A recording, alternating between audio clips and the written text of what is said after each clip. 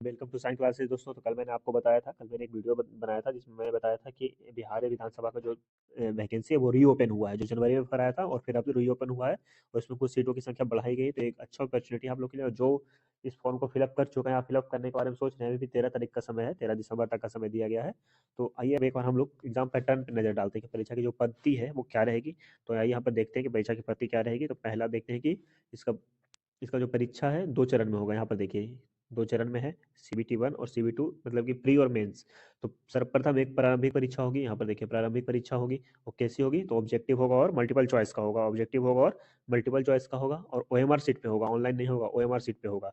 और ठीक है, जिसमें सफल अभ्यर्थियों की परीक्षा क्या होगी? वर्णनात्मक ली जाएगी, मतलब डिस्क्रिप्टिव होगी। पहला होगा ओएमआर पे और ऑब्जेक्टिव होगा, दूसरा होगा डिस्क्रिप्टिव, मतलब कि मेंस डिस्क्रिप्टिव होगा। आप पहला अब प्री का देख लेते हैं कि इसका क्या कितने क्वेश्चंस रहेंगे, कितने मार्क्स रहेंगे, तो ये सारा देख लेते हैं। तो आइए देखते हैं कि प्रारंभिक परीक्षा, इस परीक्षा के सभी प्रश्न वस्तुनिष्ठ होंगे।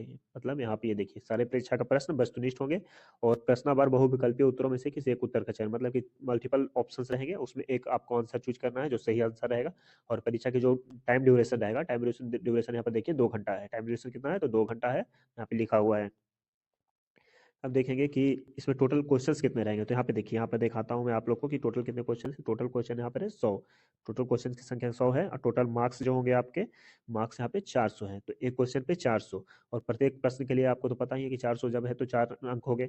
ठीक है, और अब मैं ये बता देता हूँ कि निगेटिव क्या है। तो एक गलत के लिए आपको 1 अंक, एक गलत के लिए 1 अंक आपको यहाँ पर निर्धारित किया गया है। ठीक है, ये देखिए 1 अंक निर्धारित किया गया है, यहाँ पे ये लिखा हुआ है। इसमें देखिए पूरा लिखा हुआ है आपका, यहाँ पर यहाँ से लेके यहाँ तक पूरा लिखा हुआ है कि परीक्षा में 100 प्रश्न होंगे और टोटल 400 अंक होंगे। और जिसमें प्रत्येक प्रश्न के लिए कितना? तो 4 अंक और प्रत्येक गलत उत्तर के लिए 1 अंक। यहाँ पर ये पूरा देखिए, यहाँ पर ये आपको लिखेगा। और परीक्षा का जो मीडियम होगा, कौन से लैंग्वेज में होगा? तो भाषा क्या होगी? माध्यम हिंदी और अंग्रेजी होगी। जो लड़के हिंदी में कंफर्टेबल है वो हिंदी में दे सकते हैं और जो अंग्रेजी में कंफर्टेबल है वो अंग्रेजी में देंगे। ठीक है, अगर हाँ, अगर कोई क्वेश्चन पर विवाद होता है, मतलब कि क्वेश्चन पर कंफ्यूजन होता है, तो उसमें जो अंग्रेजी का, जो इंग्लिश का रहेगा ऑप्शन और इंग्लिश का आंसर रहेगा, वो वहाँ पर वैल्यू दिया जाएगा। ठीक है, अब देखते हैं कि इसमें परीक्षा जो होंगे, ये देखिए मैं आपको दिखाता हूँ। जो प्री होगा, प्री में तीन सब्जेक्ट है। ठीक है, सामान्य अध्ययन, सामान्य विज्ञान और मानसिक। ठीक है, प्रश्नों की संख्या 3 होगी, मतलब कि आपका जनरल नॉलेज होगा, मैथ्स होंगे और जनरल इंटेलिजेंस, जिसको हम लोग रीजनिंग भी बोलते हैं। तो सामान्य अध्ययन जिसमें जनरल नॉलेज है, उसमें टोटल प्रश्नों की संख्या 40। कितनी होगी? 40। और सामान्य विज्ञान में कितनी होगी? सामान्य विज्ञान और गणित, मतलब मैथ और साइंस में टोटल क्वेश्चन की संख्या 30 होगी। ठीक है, अब देखते हैं कि यहाँ पे जो रीजनिंग है, तो रीजनिंग की संख्या कितनी रहेगी? तो 30 रहेगी। ठीक है, तो ये सारा आपका है सिलेबस। बताता हूँ, अब आगे बताता हूँ कि इस प्रारंभिक परीक्षा के दोनों उम्मीदवारों का परीक्षा फल, मतलब जो रिजल्ट आएगा, वो मतलब कि मेंस के लिए घोषित किया जाएगा। ठीक है, और जिसका जो आरक्षण है, जैसे समान वर्ग के लिए जो मिनिमम क्वालिफिकेशन मार्क्स है वो 40% है। अगर 40% से कम लाते हैं तो आप फेल ऐसे ही हो जाएंगे। फिर चाहे जो भी कट ऑफ जाए उससे कोई लेना देना नहीं है। तो आपको मिनिमम 40% लाना ही होगा। और पिछड़ा वर्ग के लिए जो ओबीसी है उसके लिए 36.5, अत्यंत पिछड़ा के लिए 40%, अनुसूचित जाति जनजाति के लिए है 32%। यहाँ पर देखिए आपको, यहाँ पर सारा, यहाँ पे ये देखिए इसमें सारा लिखा हुआ है। ठीक है, और वैसे अभ्यर्थी प्रारंभिक प्रतियोगिता में सम्मिलित होने का अधिकार नहीं है जिन्हें संघ लोक सेवा आयोग ने या लोक सेवा आयोग ने या किसी अन्य चयन आयोग द्वारा कदाचार के मामलों में परीक्षा से वंचित कर दिया। मतलब ऐसे कैंडिडेट्स नहीं भाग ले सकते हैं जिन्हें पर बैन लगा दिया गया है।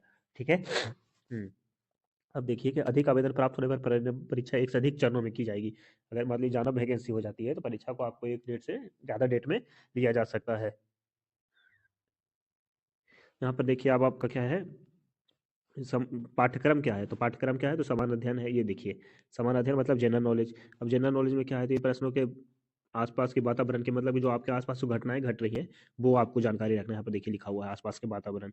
ठीक है, और इसमें पहला देखते हैं करंट अफेयर्स है, तो महत्वपूर्ण राष्ट्रीय और अंतर्राष्ट्रीय समसामयिक घटनाएं। ठीक है, दूसरा क्या है?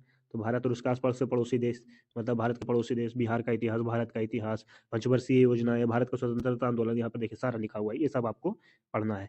दूसरा क्या है? सामान्य विज्ञान एवं गणित। तो इसमें क्या है? मैट्रिक स्तर के क्वेश्चन पूछे जाएंगे मैथ्स से। मैथ्स के जो भी क्वेश्चन रहेंगे मैट्रिक स्तर के रहेंगे और जो साइंस के भी क्वेश्चन रहेंगे 10th लेवल के रहेंगे। तो विज्ञान का तो आपको पता ही है कि फिजिक्स, केमिस्ट्री और बायोलॉजी, ये 3 चैप्टर रहेंगे। गणित में क्या है? तो नंबर सिस्टम है, रेशियो है, प्रोपोर्शन है, परसेंटेज है, एवरेज है, इंटरेस्ट है, सिंपल इंटरेस्ट, कंपाउंड इंटरेस्ट, ये हो गया। अब और ये रीजनिंग है, देखिए रीजनिंग का कितना है, टोटल 30 क्वेश्चन रहेंगे, ठीक है, और नंबर टोटल कितने रहेंगे, तो 120 रहेंगे, मतलब कि एक क्वेश्चन पे 4 नंबर। तो ये हो गया रीजनिंग। अब रीजनिंग में क्या है तो देखते हैं, तो रीजनिंग में क्या है, तो एनालॉजी रहेगा, सीरीज रहेगा, विभेदन रहेगा, मतलब कि डिफरेंस करना है, ये सारा क्वेश्चन रहेगा रीजनिंग से। अब आते हैं हम लोग मुख्य परीक्षा की ओर, तो मुख्य परीक्षा में क्या है, तो मुख्य परीक्षा में जो आपको रिजल्ट टोटल दिए जाएंगे वो 10 गुना दिए जाएंगे, मतलब जितने सीट्स उसके 10 गुना रिजल्ट।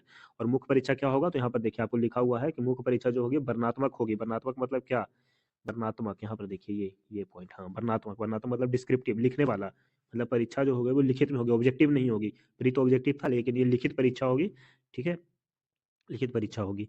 अब देखते हैं कि मेधा सूची,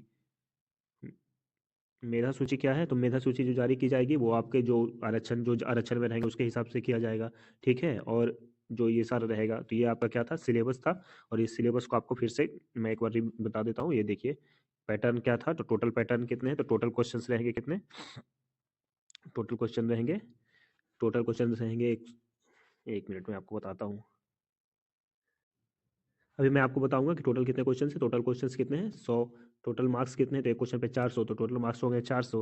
अब निगेटिव कितने हैं, तो निगेटिव एक है, ठीक है, तो ये एक आपके पास उसको इसी के हिसाब से तैयारी करना है। आप मॉक टेस्ट दीजिए, डेली रिवीजन कीजिए, डेली एक चैप्टर को पढ़िए, तो इसमें कोई ज़्यादा टफ नहीं है, सिलेबस कोई ज़्यादा टफ नहीं है, सिलेबस एक लिमिट में है, और आप इसका बेहतर तैयारी कर सकते हैं। मैं भी जॉब कर रहा हूँ, तो मैं बताना चाहता हूँ कि मैं किस चीज़ में कर रहा हूँ या नहीं कर रहा हूँ, वो तो अलग की बात है, ठीक है। तो मैं आप लोग को आगे बताऊंगा कि सिलेबस में, सिलेबस तो बता दिया, अब उस सिलेबस में कौन सा चैप्टर पर कितना पढ़ना है ये भी मैं बताऊंगा आपको, ठीक है। अगर आपको वीडियो अच्छा लगेगा तो आप लाइक कीजिएगा, और थोड़ा सा शेयर भी कीजिए अपने दोस्तों के साथ, थोड़ा सा सपोर्ट कीजिए, ताकि मैं आप लोग के लिए अच्छा क्वालिटी वाला वीडियो लेके आ सकूँ। Thank you.